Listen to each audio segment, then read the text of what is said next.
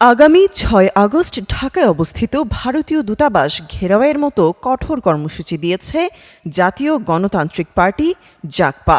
মূলত শেখ হাসিনাকে ভারতে আশ্রয় দেওয়ার প্রতিবাদে এবং তাকে বাংলাদেশে ফেরত পাঠানোর দাবিতে এই ঘেরাওয়ের হুঁশিয়ারি দেওয়া হয়।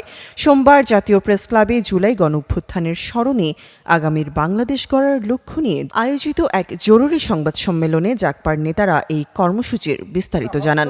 জাগপা কর্মসূচিতে জানানো হয়, ৫ আগস্ট শুকরানা নামাজ আদায়ের মাধ্যমে নিজেদের অবস্থান পরিষ্কার করবে দলটি। পুরো জুলাই মাস জুড়ে ভারতীয় আগ্রাসনের বিরুদ্ধে প্রতিবাদ কর্মসূচি পালিত হবে।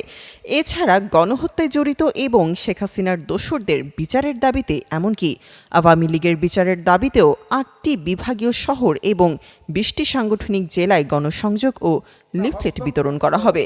এর মাধ্যমে গণসচেতনতা সৃষ্টি করাই জাগপার মূল লক্ষ্য।